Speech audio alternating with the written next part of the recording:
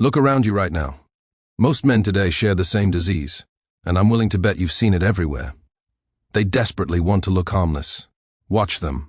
They soften their voice mid-sentence when they think they came across too strong. They hide their real opinions behind safe, agreeable statements. They laugh at jokes they don't find funny just to keep the peace. They pretend to be easygoing, flexible, understanding, anything so nobody ever feels threatened by them.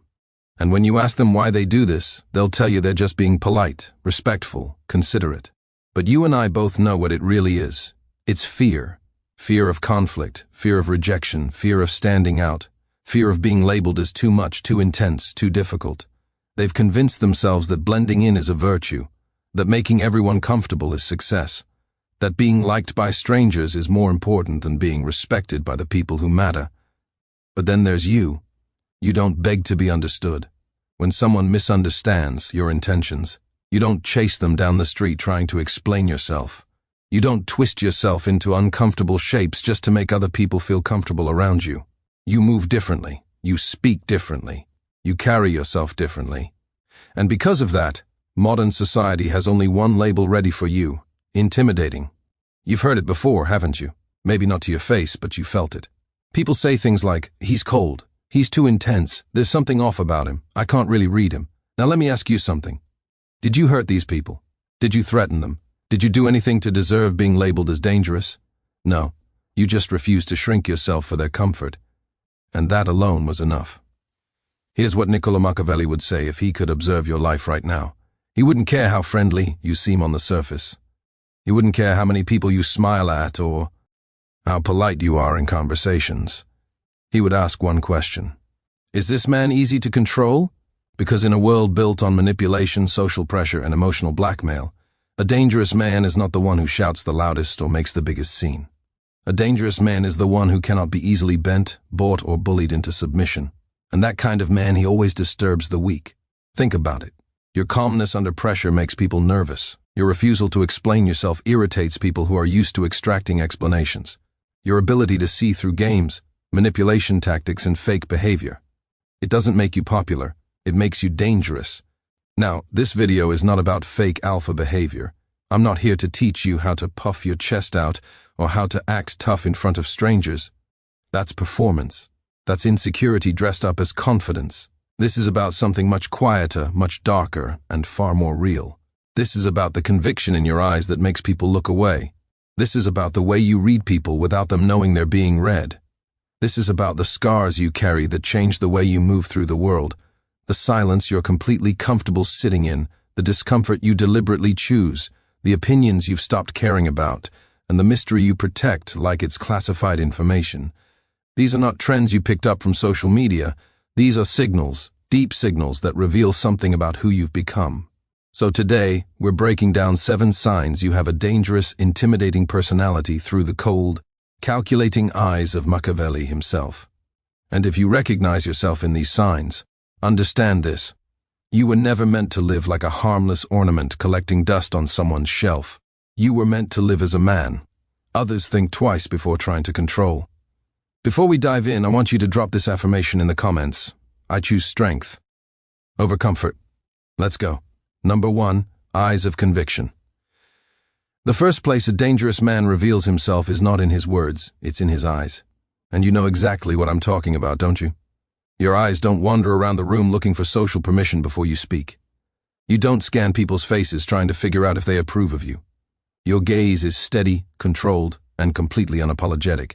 When pressure hits, when conflict shows up, when someone tries to intimidate you, your eyes don't show panic. They don't dart around looking for an exit. They show calculation. They show that you're processing, evaluating, deciding your next move. Imagine this. You walk into a room. Maybe it's a meeting. Maybe it's a social gathering. Maybe it's just a regular day at work. And when you make eye contact with someone, they feel something. They feel weight. Not aggression, not hostility, just presence. Now, compare that to what most men do. Harmless men have this begging quality in their eyes. Their eyes say, "Please don't be upset with me. Please don't misunderstand me. Please still like me after I say this." Their eyes are restless, always moving, always reacting, always searching for that little signal that tells them they're still accepted, still approved of, still safe in the social hierarchy. But your eyes, they don't ask for anything. Machiavelli would judge a man by this single thing. Do his eyes reveal someone who has already chosen his path or someone still waiting for permission to walk it? A man whose eyes constantly ask, what should I do? How should I react? What does everyone think I should do? That man is made to be ruled. He's waiting for directions. He's waiting for someone stronger to tell him what to think, how to feel, what to believe. But a man whose eyes say, I already know what I'm doing, that man cannot be ruled the same way. Your eyes carry a quiet certainty. And here's what happens because of it. When you look at people, they feel judged, not criticized, not attacked, just measured. They sense that you're not just looking at them, you're seeing them. You're seeing past the performance they put on for the world. You're seeing their insecurity hiding behind their confidence. You're seeing their lies hiding behind their smiles. You're seeing their weakness hiding behind their aggression. And that makes them deeply uncomfortable. That's why they make comments like, why do you look so serious all the time, or you're so intense, man. Relax a little. What they're really saying is, your eyes make me feel exposed, and I need you to stop looking at me that way. Here's the reality we live in. Most people today have empty eyes. Eyes glued to screens 12 hours a day. Eyes scanning through hundreds of images, videos, notifications. Eyes that don't really focus on anything real anymore. They're distracted, scattered, addicted to the next dopamine hit. But your eyes are awake, focused, present in the moment, and in a world full of people who aren't really looking at anything. That kind of focus becomes intimidating. People aren't used to being truly seen anymore.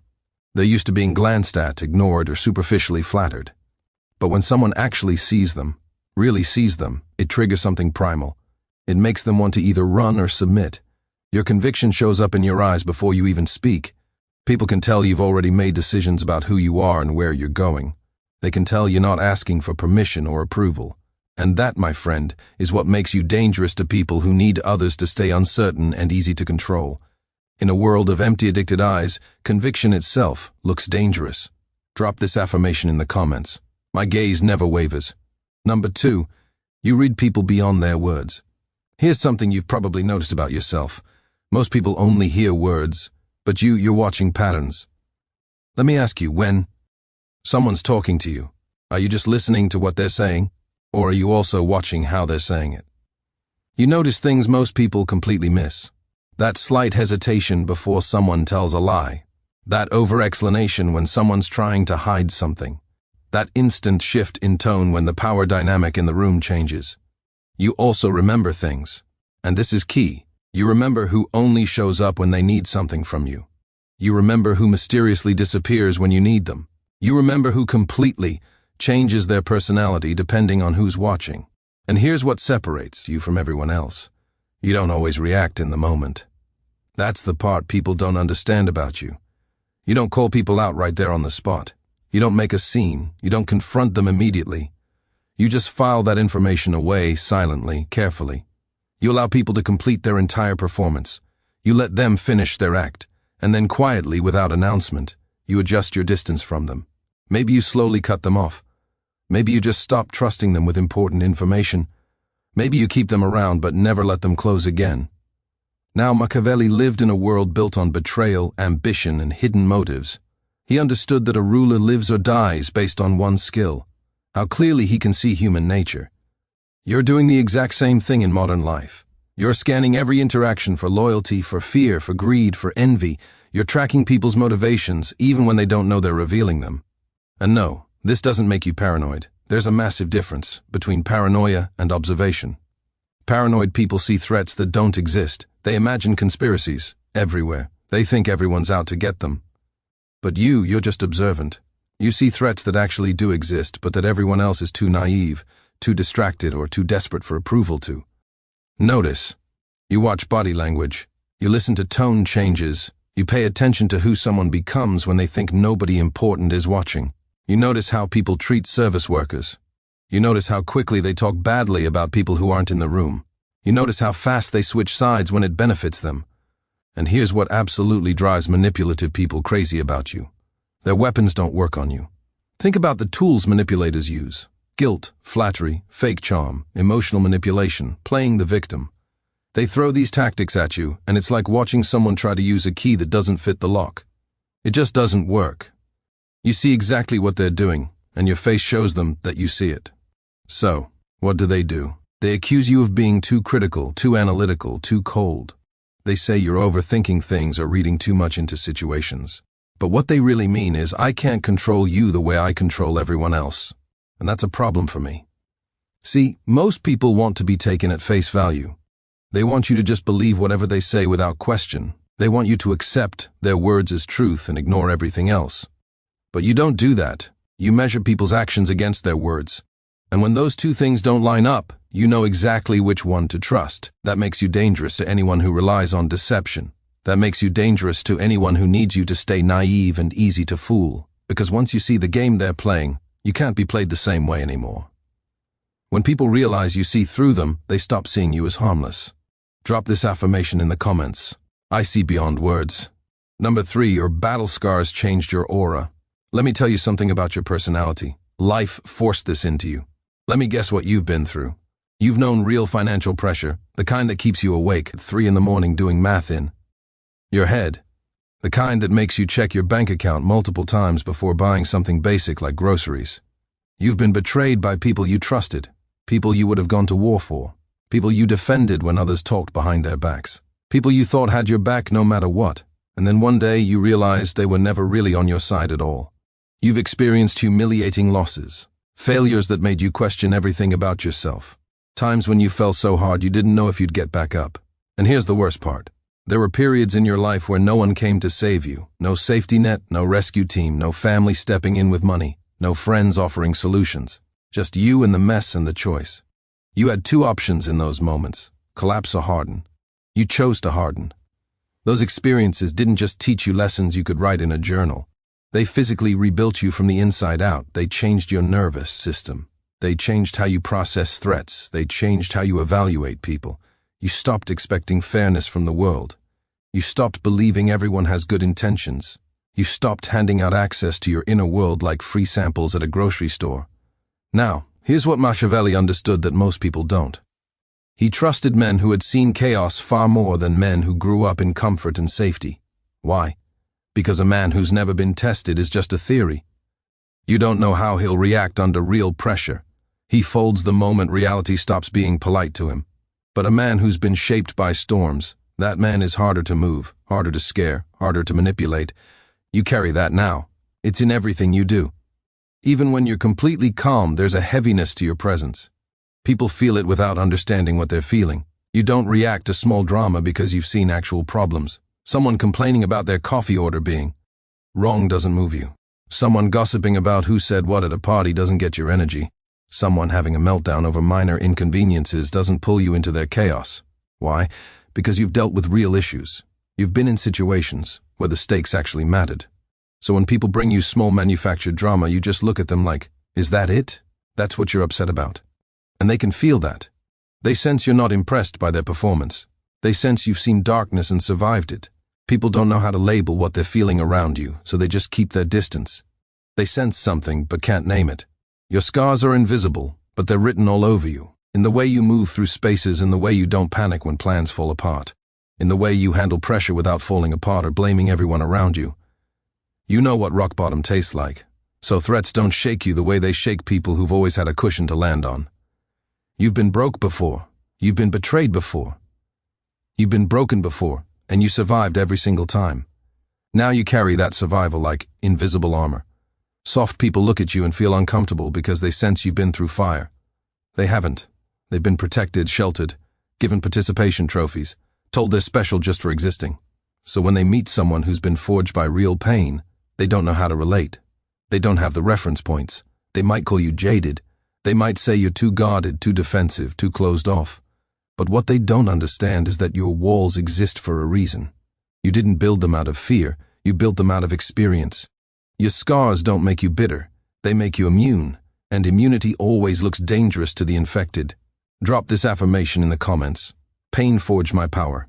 Number 4, you are comfortable with silence. Here's a test.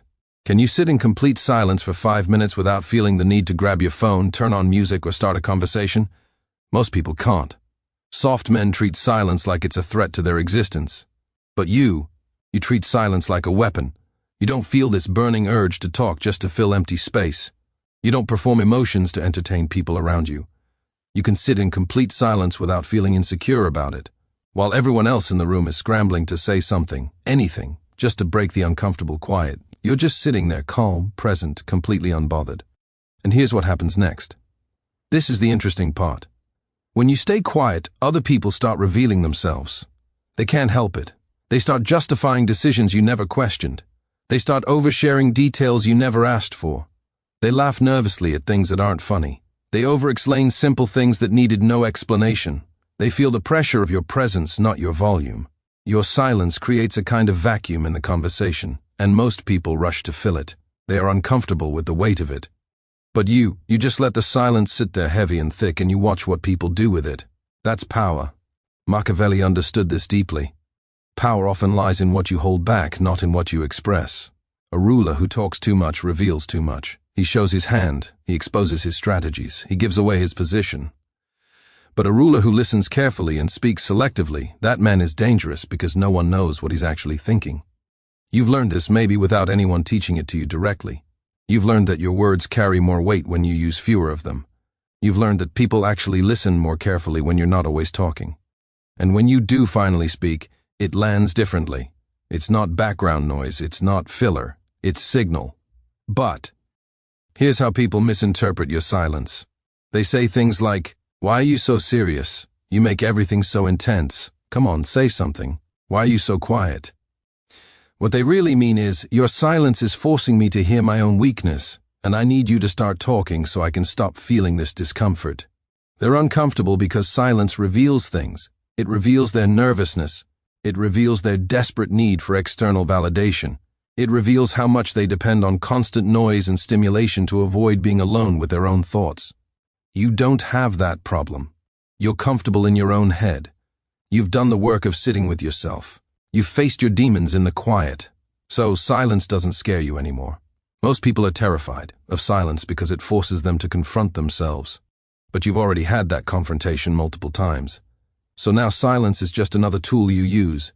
When you're comfortable with silence, you no longer need noise to prove you exist. And that deeply unsettles anyone who does. Drop this affirmation in the comments. Silence reveals truth. Number 5. You choose discomfort over safety. Let me ask you something honest. When's the last time you chose the harder path when an easier one was right there? Most people will sacrifice almost anything to stay comfortable. They'll sacrifice their health, their potential, their self-respect, anything to avoid discomfort.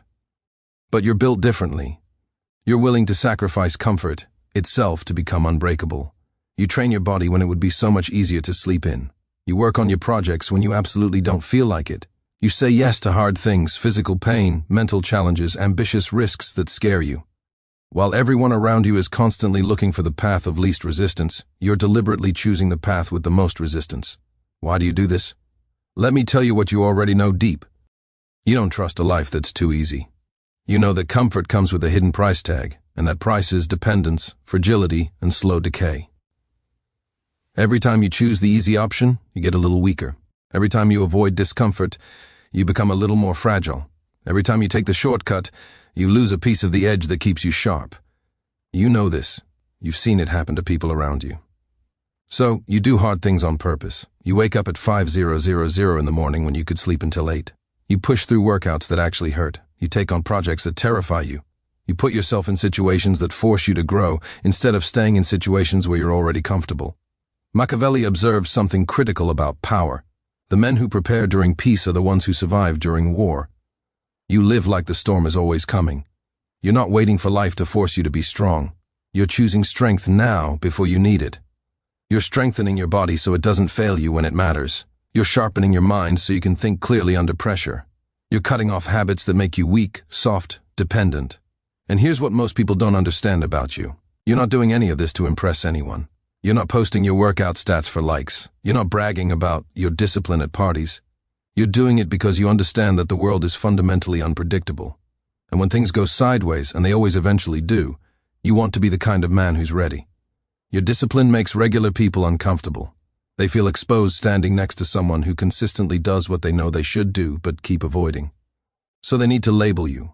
They call you obsessed, extreme, too intense, no balance. They need to believe you're the weird one because if you're not weird, that means they're just weak and they can't handle that truth. But you don't care what they think, do you? You're not looking for their approval or their understanding. You're building something they can't even see yet.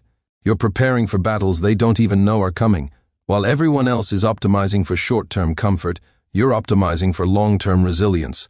And when the world gets hard, and it always eventually gets hard, you'll be the one man standing calm while everyone else is panicking and begging for someone to save them. Drop this affirmation in the comments. I choose the hard path. Number 6, you are unconcerned with opinions. Here's the easiest way to control a man. Make him absolutely terrified of being disliked. Once you've got him afraid of social rejection, you can make him do almost anything. You can make him change his beliefs, abandon his values, ignore his own judgment, all to avoid the pain of disapproval. But that strategy doesn't work on you anymore, does it? You don't collapse when someone disapproves of you. You don't immediately rewrite your entire value system just to fit in with whatever group you're around. You don't need a constant stream of validation to keep moving forward. You've reached a point where other people's opinions just don't hold the power over you that they used to. You say no, and you don't decorate it with 5 paragraphs of justification and apology. You don't soften it with excessive explanations. You don't perform guilt or regret to make the other person feel better about your boundary. You just say no, and then you move on. You walk away from people who drain you. You walk away from trends that don't align with where you're going. You walk away from situations that require you to be someone you're not. And you've accepted something that most people never accept. Some people will misunderstand you forever. They'll create entire narratives about who you are and why you do what you do. And those narratives will be completely wrong. And you're okay with that. Machiavelli knew that any man who serves public opinion can never hold real power. Why? Because real decisions, the ones that actually matter, often come with anger, resistance, pushback, and criticism. If you need everyone to like you, you literally cannot make those decisions. You'll always choose the popular option over the right option. But you've learned to be okay with being misunderstood. You've learned to be okay with being disliked if it means staying aligned with your own internal strategy. Now, this doesn't mean you're rude for no reason. It doesn't mean you're cruel or deliberately hurtful. It means you're selective. You care deeply about the opinions of people who've earned your respect, people who've proven their loyalty, people whose judgment you actually trust. Those opinions matter to you. But random opinions from random people who don't know you, haven't walked in your shoes, and have no stake in your success, those opinions are just noise. And people absolutely hate this about you. They try to manipulate you with guilt. They try shame. They try social pressure. They try emotional blackmail. And none of it works the way it's supposed to. They realize pretty quickly, I can't control this man by threatening to withdraw my approval. That's when they start calling you arrogant, selfish, cold, disconnected. Because in their world, if you're not bending to their will, constantly seeking their approval, you must be broken somehow. You must be the problem. But you know better. You know that living for other people's approval is a prison with invisible bars. You know that trying to please everyone means you end up standing for absolutely nothing. So you've chosen a different path. You've chosen to live by your own code, even when it costs you popularity points, even when it makes you the villain in someone else's story. You're not trying to be liked by everyone. You're trying to respect yourself when you look in the mirror, and those two goals are often completely incompatible. Once opinions lose their power over you, other people lose their power over you. And that is always perceived as dangerous. Drop this affirmation in the comments. I stand firm alone. Number 7, you have an air of mystery. We live in the age of oversharing. Everyone broadcasts everything. What they ate for breakfast, what they're feeling every single hour, who they're upset with, what they're planning next month. Their entire emotional journey documented in real time for strangers. But not you. You don't dump your entire life story on people you just met. You don't post every single detail about your emotions, your plans, your failures, your fears. You share selectively, intentionally, not impulsively. And in an age where exposure is the default, the man who keeps himself hidden becomes instantly suspicious and powerful. People today are genuinely addicted to exposure. They feel like they don't exist unless they're sharing. They need witnesses to their lives to feel real. But you've kept things to yourself. Not because you're hiding something terrible, not because you're ashamed. You've just learned that not everything needs to be shared. You understand that mystery is a form of power. Here's what people don't know about you. They don't know your full past. They don't know what truly broke you, or how you rebuilt yourself. They don't know what you're quietly planning behind the scenes. They don't know how far you're willing to go if someone crosses a line. Machiavelli understood this at a deep level. Secrecy is leverage. The less others know about your motives, your limits, your capabilities, the harder it is for them to predict you, the harder it is to corner you, the harder it is to manipulate you. Mystery isn't performing some character. It's simply refusing to hand over your internal map to people who haven't earned access to it. When people can't figure you out, they have to respect you by default. They can't dismiss you because they don't fully understand you. They can't underestimate you because they don't know what you're actually capable of. Your mystery creates uncertainty, and uncertainty makes people uncomfortable. So, they feel slightly on edge around you. They can't fully categorize you. They can't put you in a simple box with a label. They start wondering, what's he really thinking? What does he actually want? What would he do if I pushed him too far? And that uncertainty becomes its own form of power. Because when people don't know where your boundaries are, they're much more careful about crossing them. When they don't know your limits, they're far less likely to test them. You're not trying to be mysterious as a strategy. You're just private. You've learned through experience that oversharing weakens your position. You've learned that people will use your vulnerabilities against you if you hand them out freely. So you keep your cards close to your chest. You let people see what you want them to see. Nothing more, nothing less. When people can't read you, they stop treating you like decoration and start treating you like a variable. They must respect. Drop this affirmation in the comments. Mystery is my power. Let's bring this all together. We just covered 7 signs. Eyes of conviction, the ability to read people beyond their words, battle scars that fundamentally hardened your aura, deep comfort with silence, deliberately choosing discomfort over safety, being genuinely unconcerned with others' opinions, and carrying an air of mystery. These 7 signs point to one undeniable reality about you. You are not easy to bend. You are not easy to buy. You are not easy to break. And in a world that runs almost entirely on control, manipulation, and social pressure, that makes you dangerous. But here's what Machiavelli would want you to understand. And this is critical, so listen carefully. Being dangerous is not enough on its own. A dangerous man without discipline destroys himself first. He burns everything down, including his own life. He becomes chaos looking for a target. But a dangerous man with discipline, that man quietly shifts the balance of power in every room he enters. So, if you recognized yourself in these 7 signs, here's what I want you to do. Don't waste another second apologizing for who you've become. Don't let soft people convince you that you're somehow wrong for being difficult to control. Instead, refine this. Sharpen it. Aim it at something worthy of your energy. The world doesn't need more harmless men right now. It has plenty of those. Men who nod along with everything. Men who stand for nothing. Men who can be pushed in any direction depending on who's doing the pushing. What the world actually needs is men who can handle real pressure without breaking. Men who can see through lies and manipulation. Men who can sit in silence with themselves. Men who can move through chaos without losing their center.